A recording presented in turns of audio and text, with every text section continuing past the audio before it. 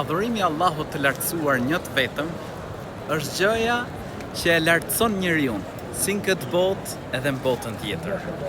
Është gjëja e cila bëhet shkak që njeriu në botën tjetër të fitojë xhenetin e Allahut të lartësuar.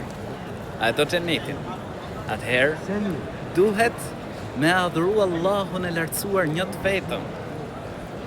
Sepse Zoti i gjithësisë thot në Kur'an dhe tha Mesihu, pra Isai, o Beni Israil, adhuroni Allahun, Zotin tim dhe Zotin tuaj.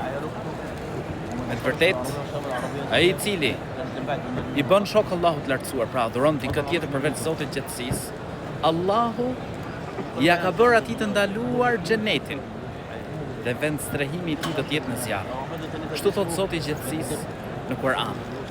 Pra gjëja që ta mundëson xhenetin është me adhuru Allahun e lartësuar një të vetëm.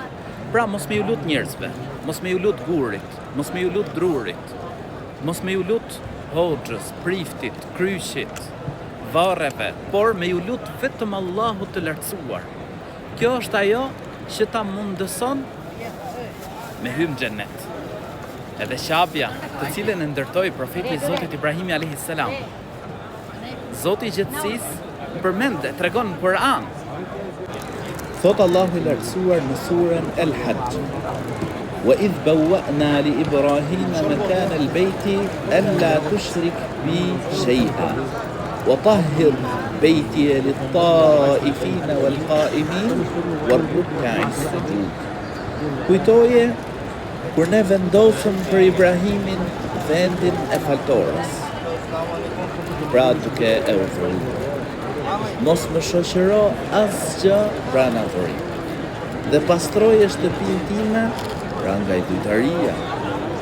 Për ata që vinë rrotull saj në shenjë adhurimi, dhe për ata që rrinë në këmbë, përkulen dhe bien në sejdë duke u falur.